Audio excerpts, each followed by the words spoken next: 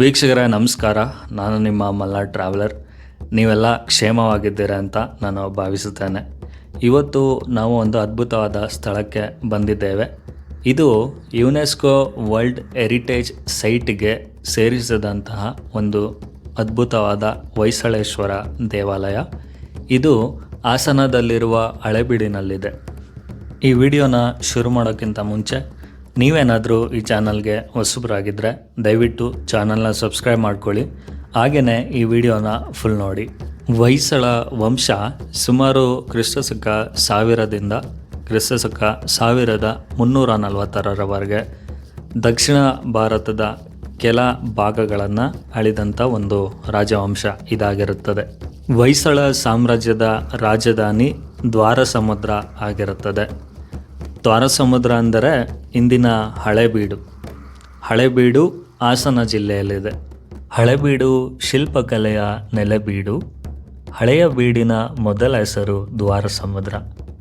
ಕ್ರಿಸ್ತಶಕ 950ಕ್ಕೆ ಮೊದಲೇ ರಾಷ್ಟ್ರಕೂಟರ ದೊರೆ ಭಾವದೋರ ಎಂಬಾತ ಇಲ್ಲಿ ಕೆರೆಯನ್ನು ನಿರ್ಮಿಸಿ ರಾಜ್ಯಭಾರ ಮಾಡಿದ್ದರಿಂದ ಇದಕ್ಕೆ ದ್ವಾರಸಮುದ್ರ ಎಂದು ಹೆಸರು ಬಂದಿತ್ತು ಎನ್ನುತ್ತಾರೆ.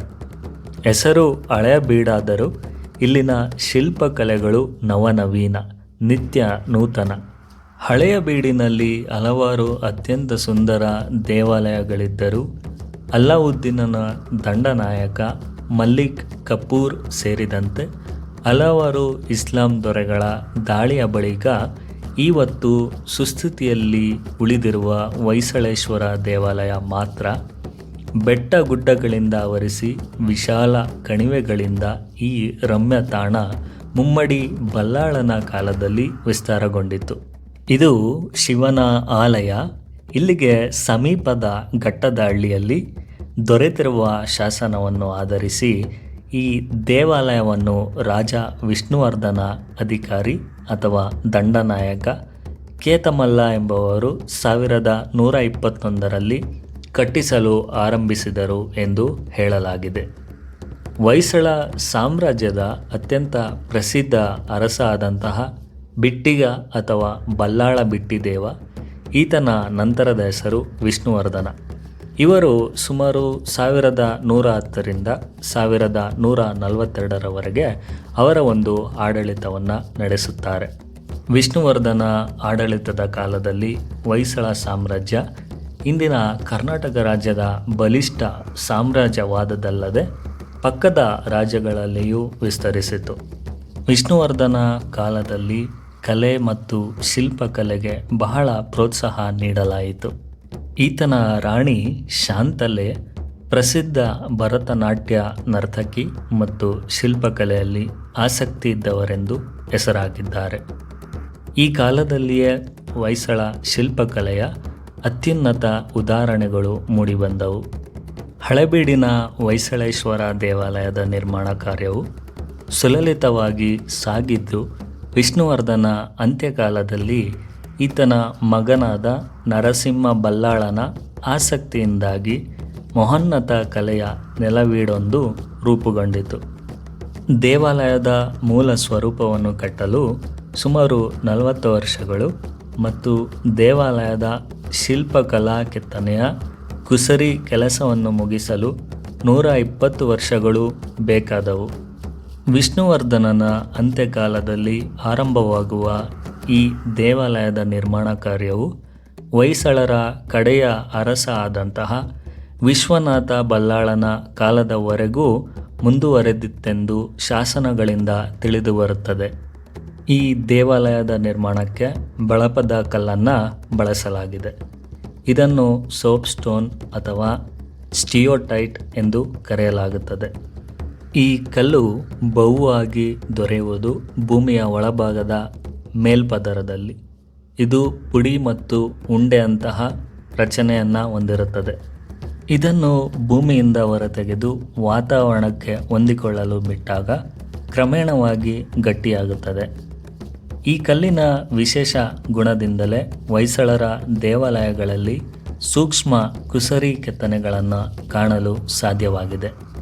ಹೊಯ್ಸಳ ರಾಜವಂಶದ ಬಗೆಗೆ ಜನರಲ್ಲಿದ್ದ ಗೌರವ ಭಾವನೆಗಳೇ ಈ ದೇವಾಲಯದ ನಿರ್ಮಾಣಕ್ಕೆ ಕಾರಣ ಎನ್ನಲಾಗಿದೆ. ಹೊಯ್ಸಳ ವಂಶದ ಹೆಸರು ಅಜರಾಮರವಾಗಿ ಉಳಿಯಬೇಕೆಂಬ ಕಾರಣದಿಂದ ದೊಡ್ಡ ದೇವಾಲಯವನ್ನು ನಿರ್ಮಿಸಿ ಮೂಲ ಶಿವನ ಮೂರ್ತಿಗೆ ಹೊಯ್ಸಳ ವಂಶದ ಹೆಸರನ್ನೇ ಇಡಲಾಗಿದೆ. ಹೊಯ್ಸಳರ ಪ್ರಭುವೇ ಹೊಯ್ಸಳೇಶ್ವರ.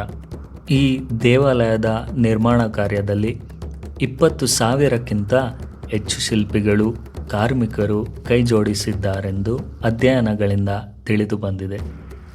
ಕಲ್ಲು ಹುಡುಕುವವರು, ತರುವವರು, ಮೊದಲ ಹಂತದ ಕೆತ್ತನೆ ಮಾಡುವವರು, ನಿರ್ದಿಷ್ಟ ಜಾಗದಲ್ಲಿ ಜೋಡಿಸುವವರು, ಅಂತಿಮ ಹಂತದ ಕೆತ್ತನೆಗಾರರು, ಕುಸರಿ ಕೆಲಸಗಾರರು ಒಳಗೊಂಡ ಸಾವಿರಾರು ಮಂದಿ ಕೈಜೋಡಿಸಿದ್ದಾರೆ. ಇವೆಲ್ಲಕ್ಕೂ ಮಿಗಿಲಾಗಿ ಮುಖ್ಯ ವಾಸ್ತುತಜ್ಞನಿಂದ ದೇವಾಲಯದ ಮಾದರಿ ನಕ್ಷೆಯು ಸಿದ್ಧವಾಗಿರುತ್ತಿತ್ತು. ಅದರ ಅನುಸಾರವೇ ವರ್ಷಗಳ ಕಾಲ ನುರಿತ ಶಿಲ್ಪಿಗಳು ಕಾರ್ಯದಲ್ಲಿ ತೊಡಗಿಕೊಳ್ಳುತ್ತಿದ್ದರು. ಕೆಲವು ವಿಗ್ರಹಗಳನ್ನು ಪೂರ್ಣ ಕೆತ್ತಿ ಜೋಡಿಸುತ್ತಿದ್ದರೆ, ಇನ್ನು ಕೆಲವು ಜೋಡಿಸಿದ ನಂತರ ಕೆತ್ತಲಾಗುತ್ತಿತ್ತು. ಹೊಯ್ಸಳರು ಶಿಲ್ಪಕಲೆಗಿದ್ದ ಅದಮ್ಯ ಪ್ರೋತ್ಸಾಹವೇ ಹಳೆಬೀಡಿನಲ್ಲಿ ಅದ್ಭುತ ದೇವಾಲಯಗಳನ್ನು ನಿರ್ಮಾಣ ಮಾಡಲು ಕಾರಣ ಎನ್ನಬಹುದು. ಅದ್ಭುತ ಕಲೆಯ ಕೆಲಸವಿರುವ ದೇವಾಲಯವಾದರೂ ಕೆತ್ತನೆಯನ್ನು ಮಾಡಿರುವ ಶಿಲ್ಪಗಳ ಅಥವಾ ಕಾರ್ಮಿಕರ ಹೆಸರುಗಳು ಹೆಚ್ಚು ತಿಳಿದು ಬರುವುದಿಲ್ಲ. ಒಂದೆರಡು ಶಾಸನಗಳಲ್ಲಿ ನಾಗೋಜಾಚಾರ್ಯ ಎಂಬುವರು ಈ ದೇವಾಲಯಗಳ ಮುಖ್ಯ ವಾಸ್ತುಶಿಲ್ಪಿ ಎಂದು ತಿಳಿದು ಬಂದರೂ ನಿರ್ಮಾಣ ಕಾರ್ಯವು ಒಬ್ಬನಿಂದ ಸಾಧ್ಯವಾಗದಿರುವ ಕಾರಣ ಆತನೊಬ್ಬನೇ ಶಿಲ್ಪಿ ಎಂದು ಕರೆಯಲು ಸಾಧ್ಯವಾಗುವುದಿಲ್ಲ.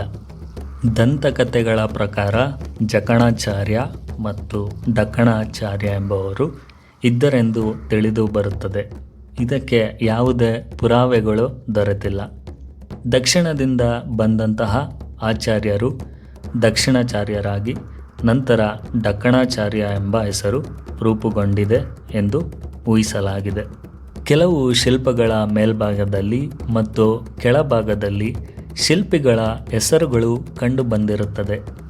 ಮಾಬ, ಮಾರಿಬಾಲಕಿ, ಬೋಚಣ, ಮಲ್ಲೋಜ, ದಾಸೋಜ, ಚವಣ ಹಾಗೂ ಕಾಳಿದಾಸಿ ಎಂಬ ಹೆಸರುಗಳು ಕಂಡುಬಂದಿವೆ. ಇವರಲ್ಲಿ ಕಾಳಿದಾಸಿಯು ಶಿಲ್ಪಗಾರ್ತಿ ಎನ್ನುವುದು ವಿಶೇಷ ವಿಷಯ. ಹೆಂಗಸರು ಶಿಲ್ಪಕಲೆಯಲ್ಲಿ ಪ್ರವೀಣರಾಗಿದ್ದರು ಮತ್ತು ಅವರಿಗೆ ಉತ್ತಮ ಪ್ರೋತ್ಸಾಹವೂ ಇತ್ತೆಂಬುದಕ್ಕೆ ಇದು ಒಂದು ಒಳ್ಳೆಯ ನಿದರ್ಶನ.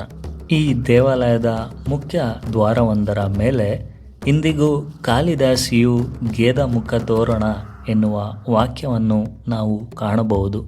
ಹೊಯ್ಸಳ ಶಿಲ್ಪಕಲೆ ದ್ರಾವಿಡ ಶೈಲಿ ಮತ್ತು ಆರ್ಯ ಶೈಲಿಗಳೆರಡರ ಗುಣಗಳನ್ನು ತನ್ನದಾಗಿಸಿಕೊಂಡಿದೆ.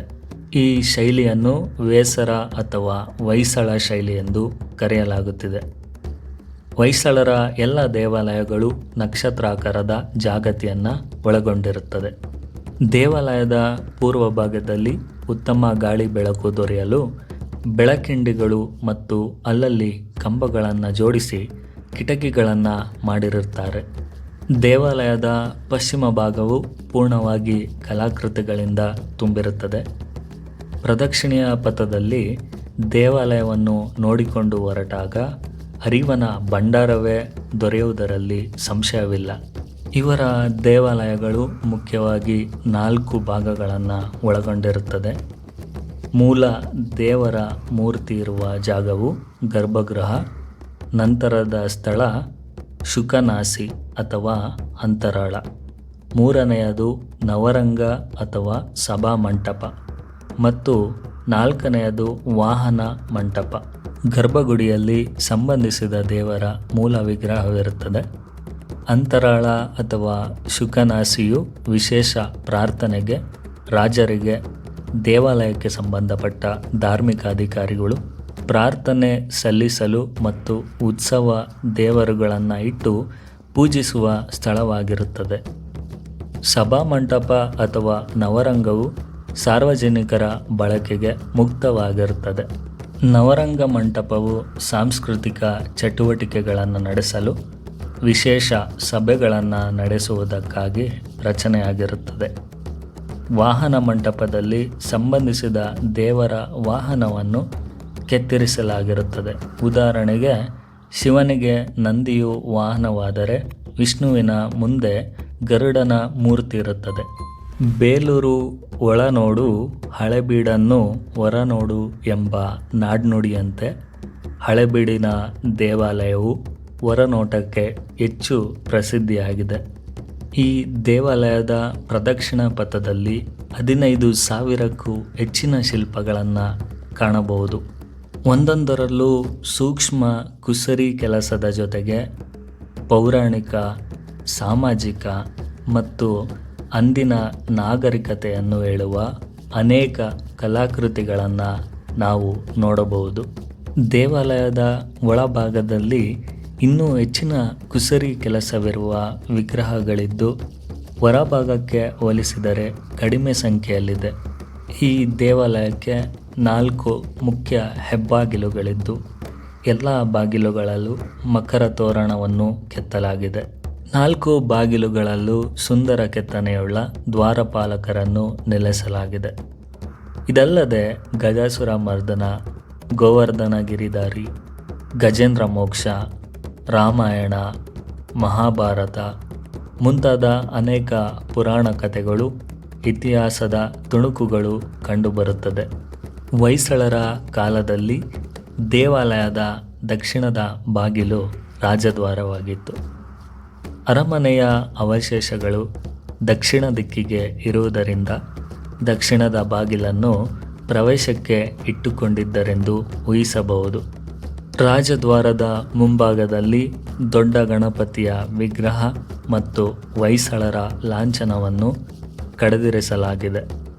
ದೇವಾಲಯದ ಪ್ರಾಕಾರವು ವಿಶಾಲವಾಗಿದ್ದು ಎತ್ತರದ ಜಾಗತಿಯನ್ನು ಹೊಂದಿದೆ. ಹೊರಭಿತ್ತಿಯಲ್ಲಿ 11 ಸಾಲುಗಳಿದ್ದು ಕೆಳಗಿನ ಮೊದಲು 4-5 ಸಾಲುಗಳು ಆನೆ, ಕುದುರೆ, ಸಿಂಹ, ಹಂಸ ಮತ್ತು ಬಳ್ಳಿಯ ಕೆತ್ತನೆಯನ್ನು ಹೊಂದಿದೆ. ನಂತರ ಪುರಾಣ, ಇತಿಹಾಸಗಳನ್ನು ಹೇಳುವ ಶಿಲ್ಪಗಳ ಸಾಲಿದ್ದು ಕೊನೆಯ ಸಾಲಿನಲ್ಲಿ ಕಾಮಸೂತ್ರದ ವಿವಿಧ ಭಂಗಿಗಳನ್ನು ತೋರಿಸುವ ಚಿತ್ರಗಳಿವೆ. ಎಲ್ಲದರಲ್ಲೂ ತುಂಬ ನಾಜೂಕಿನ ಕೆಲಸವಿದೆ. ಪುರುಷಾರ್ಥಗಳಾದ ಧರ್ಮ, ಅರ್ಥ, ಕಾಮಗಳನ್ನು ಅರಿತು ಮುನ್ನಡೆಯಲು ಅಂದಿನ ಕಾಲದಲ್ಲೇ ವಿವರವಾಗಿ ಕಲಾಕೃತಿಗಳ ಮೂಲಕ ತಿಳಿಸಿದ್ದಾರೆ ಎನ್ನಬಹುದು. ದೇವಾಲಯದ ಹೊರಭಾಗದಲ್ಲಿ 2 ದೊಡ್ಡ ನಂದಿಯ ವಿಗ್ರಹವನ್ನು ನಾವು ನೋಡಬಹುದು. ಎರಡರಲ್ಲೂ ನಾಜೂಕಿನ ಕುಸರಿ ಕೆಲಸಗಳನ್ನು ಗಮನಿಸಬಹುದು. ದೇವಾಲಯಕ್ಕೆ ಅಂದವನ್ನು ಹೆಚ್ಚಿಸುವ ಶಿಖರವು ಅನೇಕ ವರ್ಷಗಳ ಹಿಂದೆಯೇ ಕುಸಿದು ಬಿದ್ದಿದ್ದು ಈಗ ಶಿಖರದ ಕುರುಹುಗಳಷ್ಟೇ ಉಳಿದಿವೆ. ದೇವಾಲಯದ ಶಿಲ್ಪಕಲೆಯ ಸೊಬಗನ್ನು ಕಣ್ಣಾರೆ ಕಂಡು ಸವಿಯುವುದೇ ಅತ್ಯುತ್ತಮವಾದದ್ದು. ನಾನು ಮೊದಲು ಹೇಳಿದಂತೆ ದೇವಾಲಯಕ್ಕೆ 4 ಬಾಗಿಲುಗಳಿದ್ದು ಪೂರ್ವಕ್ಕೆ 2 ಮತ್ತು ಉತ್ತರಕ್ಕೆ, ದಕ್ಷಿಣಕ್ಕೆ ಒಂದೊಂದು ಬಾಗಿಲಿದೆ. ಉತ್ತರದ ಬಾಗಿಲಿನಿಂದ ದಕ್ಷಿಣಕ್ಕಿರುವ ಅಂತರವು 160 ಅಡಿ, ಪೂರ್ವ ಪಶ್ಚಿಮವಾಗಿ 122 ಅಡಿ ಉದ್ದವಿದೆ. ದೇವಾಲಯದ ಒಳಭಾಗದಲ್ಲಿ ಸುಮಾರು 108 ಕಂಬಗಳಿದ್ದು ಒಂದೊಂದು ಕಂಬದಲ್ಲೂ ಒಂದೊಂದು ಬಗೆಯ ಚಿತ್ರಗಳಿವೆ.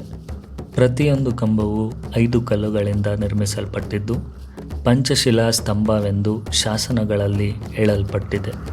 ಒಂದೇ ಜಾಗತಿಯ ಮೇಲೆ 2 ಮುಖ್ಯ ಗರ್ಭಗುಡಿಗಳಿದ್ದು ಇದನ್ನು ದ್ವಿಕೂಟ ಎಂದು ಕರೆಯಲಾಗಿದೆ. ರಾಜವಂಶದ ಹೆಸರಿನಲ್ಲಿ ಸ್ಥಾಪನೆಯಾಗಿರುವ ಹೊಯ್ಸಳೇಶ್ವರ ಗರ್ಭಗುಡಿಯು ಜೊತೆಗೆ ಶಾಂತಲೇಶ್ವರ ಅಥವಾ ಪಾಂಡುಕೇಶ್ವರ ಎಂದು ಕರೆಯಲಾಗುವ ಮತ್ತೊಂದು ಗುಡಿಯೂ ಇದೆ. ಶಾಂತಲೇಶ್ವರ ಎನ್ನುವ ಹೆಸರು ಹೇಗೆ ಬಂದಿದೆ ಎಂಬುದಕ್ಕೆ ಇಲ್ಲಿಯವರೆಗೂ ಯಾವುದೇ ಆಧಾರಗಳು ದೊರೆತಿಲ್ಲ. ಬೇಲೂರಿನ ದಿಡ್ಡಿ ಬಾಗಿಲಿನಲ್ಲಿ ಇರುವ ಶಿಲಾಶಾಸನದಲ್ಲಿ ಪಾಂಡುಕೇಶ್ವರ ದೇವರು ಎಂಬ ಉಲ್ಲೇಖವು ಮಾತ್ರ ಕಂಡುಬರುತ್ತದೆ. ಆದರೂ ಜನಪದದಲ್ಲಿ ಹೊಯ್ಸಳೇಶ್ವರ ದೇವರ ಪಕ್ಕದಲ್ಲಿರುವ ಶಾಂತಲೇಶ್ವರ ದೇವರು ಮತ್ತು ಈ ಗುಡಿಯನ್ನು ರಾಣಿ ಶಾಂತಲಾದೇವಿಯ ನೆನಪಿಗಾಗಿ ನಿರ್ಮಿಸಿದ್ದಾರೆಂಬ ಪ್ರತೀತಿಯು ಇಂದಿಗೂ ಬಳಕೆಯಲ್ಲಿದೆ. 2 ಶಿವಲಿಂಗಗಳು ಗಾತ್ರ ಮತ್ತು ಎತ್ತರದಲ್ಲಿ ಒಂದೇ ಸಮನಾಗಿದ್ದು ಸುಮಾರು 5 ಅಡಿ ಎತ್ತರವಿದೆ. ಹೊಯ್ಸಳರ ಕಾಲದಲ್ಲಿ ಒಟ್ಟು 84 ಶಿಲಾಬಾಲಿಕೆಗಳನ್ನು ನಿರ್ಮಿಸಿದ್ದಾರಂತೆ. ಆದರೆ ಈಗ ಉಳಿದಿರುವ 14 ಮಾತ್ರ. ಕಂಬವೊಂದಕ್ಕೆ 4 ಶಿಲಾಬಾಲಿಕೆಯರ ವಿಗ್ರಹಗಳನ್ನು ಜೋಡಿಸಿದ್ದಾರೆಂದು ಕಂಡುಬರುತ್ತದೆ. ಒಳಭಾಗದ ದ್ವಾರಪಾಲಕರ ಆಭರಣಗಳು ಮತ್ತು ಇತರ ವಿಗ್ರಹಗಳ ಕುಸುರಿ ಕೆತ್ತನೆಯು ಮನಸೂರೆಗೊಳ್ಳುತ್ತದೆ. ಹೊಯ್ಸಳರ ಕಾಲದಲ್ಲಿ ಸಂಪ್ರದಾಯದಂತೆ ಪೂಜಾದಿಗಳು, ಮಹೋತ್ಸವಗಳು ನಡೆದಿರುವ ಬಗ್ಗೆ ಹಲವು ಶಾಸನಗಳಲ್ಲಿ ಉಲ್ಲೇಖವಿದೆ. ಅವರ ನಂತರದಲ್ಲಿ ಯಾವ ದಾಖಲೆಗಳು ದೊರೆಯುವುದಿಲ್ಲ. 18ನೆಯ ಶತಮಾನದ ಶಾಸನವೊಂದರಲ್ಲಿ ಮತ್ತೆ ಮಹೋತ್ಸವಗಳು ಆರಂಭವಾಗಿರುವ ಬಗ್ಗೆ ಉಲ್ಲೇಖವಿದ್ದು, ಅಂದಿನಿಂದಲೇ 2 ದೇವರಿಗೆ ಪೂಜಾದಿಗಳು ಮತ್ತೆ ಆರಂಭವಾಗಿರಬಹುದೆಂದು ಊಹಿಸಲಾಗಿದೆ. ಮುಖ್ಯ ದೇವಾಲಯವಾದ ಹೊಯ್ಸಳೇಶ್ವರ ದೇವರಿಗೆ ಇಂದಿಗೂ ವಾರ್ಷಿಕ ಉತ್ಸವಗಳು, ವಿಶೇಷ ಪೂಜಾದಿಗಳು ನಡೆದುಕೊಂಡು ಬರುತ್ತಿದೆ. ಒಳಭಾಗದಲ್ಲಿ 2 ಗರ್ಭಗುಡಿಗಳು, 2 ಸುಖನಾಸಿ ಅಂದರೆ ಅಂತರಾಳ, 2 ನವರಂಗ ಹಾಗೂ 2 ನಂದಿ ಮಂಟಪಗಳಿರುವುದರಿಂದ ಈ ದೇವಾಲಯವನ್ನು ಜೋಡಿ ದೇವಾಲಯವೆಂದು ಕರೆಯಲಾಗುತ್ತಿದೆ. ಹೊಯ್ಸಳ ದೇವಾಲಯಗಳಲ್ಲಿ ಸಹಸ್ರಾರು ಸುಂದರ ಕೆತ್ತನೆಗಳನ್ನು ಕಾಣಬಹುದು.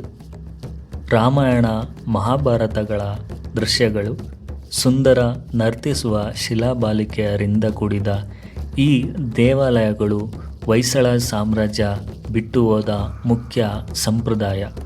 ದೇವಾಲಯಕ್ಕೆ ಇಂದು ಉತ್ತರದ ಬಾಗಿಲಿನಿಂದ ಪ್ರವೇಶವನ್ನು ಕಲ್ಪಿಸಲಾಗಿದೆ. ಈಗಿರುವ ಹಳೆಬೀಡು ಉತ್ತರಕ್ಕೆ ಹೆಚ್ಚು ಬೆಳೆದಿರುವುದರಿಂದ ಈ ವ್ಯವಸ್ಥೆ ಇದೆ. ಈ ದೇವಾಲಯದ ಒಟ್ಟು ವಿಸ್ತೀರ್ಣ 4 ಎಕರೆಗಳಷ್ಟಿದೆ. ಇದಲ್ಲದೆ ದೇವಾಲಯಕ್ಕೆ ಹೊಂದಿಕೊಂಡೇ ಇರುವ ಸುಂದರ ಉದ್ಯಾನವನದ ವಿಸ್ತೀರ್ಣ ಸುಮಾರು 12 ಎಕರೆಗಳಷ್ಟಿದೆ. ಉದ್ಯಾನವನದಲ್ಲಿ ಹಸಿರು ಹುಲ್ಲಿನ ಜೊತೆಗೆ ವಿವಿಧ ಜಾತಿಯ ಹೂಗಿಡಗಳನ್ನು ಬೆಳೆಸಲಾಗಿದೆ. ತೋಟದ ಅಂಚಿನಲ್ಲಿ ತೆಂಗಿನ ಮರಗಳು ಹಾಗೂ ಮಾವಿನ ತೋಪನ್ನು ನೋಡಬಹುದು. 1952ನೆಯ ಇಸ್ವಿಯಲ್ಲಿ ಕೇಂದ್ರ ಸರ್ಕಾರವು ಈ ದೇವಾಲಯವನ್ನು ರಾಷ್ಟ್ರೀಯ ಸ್ಮಾರಕ ಎಂದು ಘೋಷಿಸಿದೆ. ಅಲ್ಲಿಂದಲೂ ಈ ದೇವಾಲಯದ ನಿರ್ವಹಣೆಯನ್ನು ಭಾರತೀಯ ಪುರಾತತ್ವ ಸರ್ವೇಕ್ಷಣಾ ಇಲಾಖೆಯು ನೋಡಿಕೊಳ್ಳುತ್ತಿದೆ. ಸ್ಮಾರಕಗಳ ರಕ್ಷಣೆಗಾಗಿಯೇ ಮಾಡಿರುವ ಕಾನೂನಿನಂತೆ 5 ವರ್ಷಗಳಿಗೊಮ್ಮೆ ಈ ದೇವಾಲಯವನ್ನು ರಾಸಾಯನಿಕಗಳಿಂದ ಸ್ವಚ್ಛಗೊಳಿಸಲಾಗುತ್ತದೆ. ಧಾರ್ಮಿಕ ವಿಧಿಗಳು ಮತ್ತು ಪೂಜಾದಿಗಳಿಗೆ ಸಂಬಂಧಿಸಿದನ್ನು ಕರ್ನಾಟಕ ಸರ್ಕಾರದ ಧಾರ್ಮಿಕ ದತ್ತಿ ಇಲಾಖೆಯು ನೋಡಿಕೊಳ್ಳುತ್ತಿದೆ. ಸಹಾಯಕ ಪುರಾತತ್ವಜ್ಞರ ಕಚೇರಿಯು ಕೂಡ ಇಲ್ಲಿ ಇದೆ. ಈಗ ಉದ್ಯಾನವನವಿರುವ ಪ್ರದೇಶವು ಹೊಯ್ಸಳರ ಕಾಲದಲ್ಲಿ ಪ್ರಕಾರ, ಪಾಕಶಾಲೆ ಮುಂತಾದವುಗಳನ್ನು ಒಳಗೊಂಡಿರಬಹುದೆಂದು ಊಹಿಸಲಾಗಿದೆ. ಈಗಿನ ಕಾಲದ ದೃಶ್ಯವು ಬಹುತೇಕ ಬ್ರಿಟಿಷರ ಕಾಲದ ನಿರ್ವಹಣೆಯನ್ನೇ ಹೋಲುತ್ತದೆ. ಸ್ಮಾರಕಗಳ ರಕ್ಷಣೆಗೆಂದು ಇರುವ ಕಾನೂನನ್ನು ಸರ್ಕಾರವು ಕಟ್ಟುನಿಟ್ಟಾಗಿ ಜಾರಿಗೊಳಿಸಿದ್ದು, ಯಾವುದೇ ಸಾರ್ವಜನಿಕರು ಯಾವುದೇ ವಿಗ್ರಹವನ್ನು ಮುಟ್ಟುವುದು, ಕುಟ್ಟುವುದು, ವಿರೂಪಗೊಳಿಸುವುದು ಮುಂತಾದವುಗಳನ್ನು ನಿರ್ಬಂಧಿಸಿದೆ. ಈ ದೇವಾಲಯವು ನಿಯಂತ್ರಿತ ಪ್ರದೇಶದ ವ್ಯಾಪ್ತಿಯಲ್ಲಿ ಬರುವುದರಿಂದ ಕಾನೂನು ಬಾಹಿರ ಚಟುವಟಿಕೆಗಳಿಗೆ ದಂಡ ವಿಧಿಸುವುದು ಅಥವಾ 5 ವರ್ಷಗಳ ಜೈಲು ಶಿಕ್ಷೆಯನ್ನು ನೀಡುವ ನೀತಿ ಸಂಹಿತೆಯು ಜಾರಿಯಲ್ಲಿದೆ. ಇದಕ್ಕೆ ಸಂಬಂಧಪಟ್ಟ ವಿವರಣೆಯ ಫಲಕಗಳನ್ನು ಅಲ್ಲಲ್ಲಿ ಅಳವಡಿಸಲಾಗಿದೆ. ಹೆಚ್ಚಿನ ಭದ್ರತೆಗಾಗಿ ಕಾಯಂ ಕೇಂದ್ರ ಮೀಸಲು ಪಡೆಯನ್ನು ನಿಯೋಜಿಸಲಾಗಿದೆ. ಇತ್ತೀಚೆಗೆ ಉಪಗ್ರಹ ನಿಯಂತ್ರಿತ ಪರಿವೀಕ್ಷಣಾ ಕ್ಯಾಮೆರಾಗಳನ್ನು ಅಳವಡಿಸಲಾಗಿದೆ. ಇಂತಹ ರಾಷ್ಟ್ರೀಯ ಸ್ಮಾರಕಗಳನ್ನು ರಕ್ಷಿಸುವುದು ಎಲ್ಲರ ಕರ್ತವ್ಯವಾಗಿದೆ.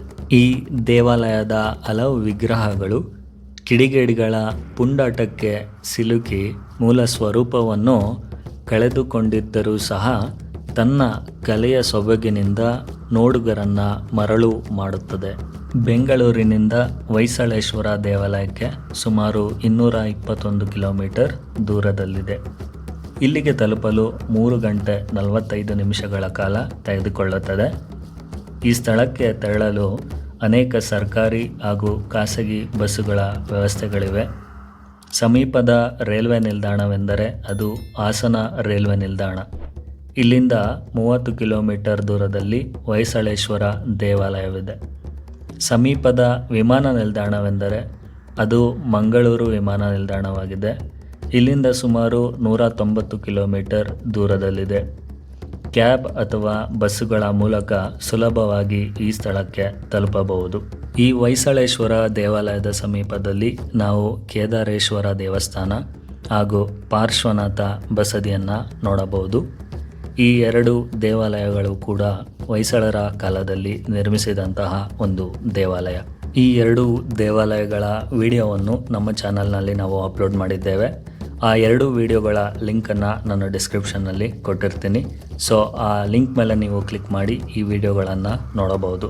ನೀವುಗಳು ಈ ದೇವಾಲಯಕ್ಕೆ ಭೇಟಿ ನೀಡಬೇಕೆಂದು ಇಚ್ಛಿಸಿದಲ್ಲಿ ಈ ದೇವಾಲಯದ ಗೂಗಲ್ ಮ್ಯಾಪ್ಸ್ನ ಲಿಂಕನ್ನು ನಾನು ಡಿಸ್ಕ್ರಿಪ್ಷನ್ನಲ್ಲಿ ಕೊಟ್ಟಿರ್ತೇನೆ. ಆ ಲಿಂಕ್ ಮೇಲೆ ನೀವು ಕ್ಲಿಕ್ ಮಾಡಿದರೆ ಈ ದೇವಾಲಯ ಎಷ್ಟು ದೂರ ಆಗುತ್ತೆ, ಹೇಗೆ ಬರ್ಬೋದು ಅಂತ ನಿಮಗೆ ಒಂದು ಮಾಹಿತಿ ದೊರೆಯುತ್ತದೆ. ನಮ್ಮ ಚಾನಲ್ನಲ್ಲಿ ನಾವು ಹಲವಾರು ಪ್ರೇಕ್ಷಣೀಯ ಸ್ಥಳಗಳ ವಿಡಿಯೋಗಳನ್ನು ಅಪ್ಲೋಡ್ ಮಾಡಿದ್ದೇವೆ. ಹಾಗೆಯೇ ಹಲವಾರು ಪ್ಲೇಲಿಸ್ಟ್ಗಳನ್ನು ಮಾಡಿದ್ದೇವೆ. ನೀವುಗಳು ಆ ಪ್ಲೇಲಿಸ್ಟನ್ನು ಓಪನ್ ಮಾಡಿ ಎಲ್ಲ ವಿಡಿಯೋಗಳನ್ನು ನೋಡಬಹುದು. ಇಷ್ಟೊತ್ತು ನಿಮ್ಮ ಅಮೂಲ್ಯವಾದ ಸಮಯವನ್ನು ಕೊಟ್ಟು ಈ ಸಂಪೂರ್ಣ ವಿಡಿಯೋವನ್ನು ನೋಡಿದ್ದಕ್ಕಾಗಿ ನಾನು ನಿಮ್ಮಲ್ಲಿ ಧನ್ಯವಾದಗಳನ್ನು ಕೋರುತ್ತೇನೆ. ಈ ದೇವಾಲಯದ ಬಗ್ಗೆ ಹೆಚ್ಚು ಮಾಹಿತಿಯನ್ನು ನೀಡಲು ನನ್ನ ಒಂದು ಸಂಪೂರ್ಣ ಪ್ರಯತ್ನವನ್ನು ನಾನು ಮಾಡಿದ್ದೇನೆ. ಈ ಒಂದು ಸುಂದರವಾದ ದೇವಾಲಯದ ಬಗ್ಗೆ ನಿಮ್ಮ ಅನಿಸಿಕೆಗಳನ್ನು ಕಾಮೆಂಟ್ ಸೆಕ್ಷನ್ನಲ್ಲಿ ತಿಳಿಸಬಹುದು. ಈ ವಿಡಿಯೋ ನಿಮ್ಗೆಲ್ರಿಗೂ ಇಷ್ಟ ಆಗಿದೆ ಎಂದು ನಾನು ಭಾವಿಸುತ್ತೇನೆ. ಈ ವಿಡಿಯೋ ಇಷ್ಟವಾದಲ್ಲಿ ಒಂದು ಲೈಕನ್ನು ಮಾಡಿ. ನಿಮ್ಮ ಒಂದು ನಿರಂತರ ಪ್ರೋತ್ಸಾಹಕ್ಕಾಗಿ ನಾನು ನಿಮ್ಮಲ್ಲಿ ಧನ್ಯವಾದಗಳನ್ನು ಕೋರುತ್ತೇನೆ. ಇದೇ ರೀತಿಯ ಒಂದು ಪ್ರೀತಿ ಪ್ರೋತ್ಸಾಹ ನೀವು ತೋರಿಸುತ್ತಿದ್ದಲ್ಲಿ ನಾನು ಮುಂಬರುವ ದಿನಗಳಲ್ಲಿ ಅದ್ಭುತವಾದ ಪ್ರೇಕ್ಷಣೀಯ ಸ್ಥಳಗಳ ವಿಡಿಯೋಗಳನ್ನು ಅಪ್ಲೋಡ್ ಮಾಡ್ತಾ ಹೋಗ್ತೀನಿ. ನೀವೇನಾದರೂ ಈ ಚಾನಲ್ಗೆ ಸಬ್ಸ್ಕ್ರೈಬ್ ಆಗಿಲ್ಲ ಅಂದಲ್ಲಿ ದಯವಿಟ್ಟು ಚಾನಲ್ನ ಸಬ್ಸ್ಕ್ರೈಬ್ ಮಾಡ್ಕೊಳ್ಳಿ. ನಾನು ಒಂದು ಹೊಸ ವಿಡಿಯೋದೊಂದಿಗೆ ಭೇಟಿ ಆಗ್ತೀನಿ. ಅಲ್ಲಿವರೆಗೂ ನೀವೆಲ್ಲರೂ ಖುಷಿಯಾಗಿರಿ. ಎಲ್ರಿಗೂ ಒಳ್ಳೆಯದಾಗಲಿ. ದೇವರು ಎಲ್ಲರನ್ನೂ ಕಾಪಾಡಲಿ. ತುಂಬ ಧನ್ಯವಾದಗಳು.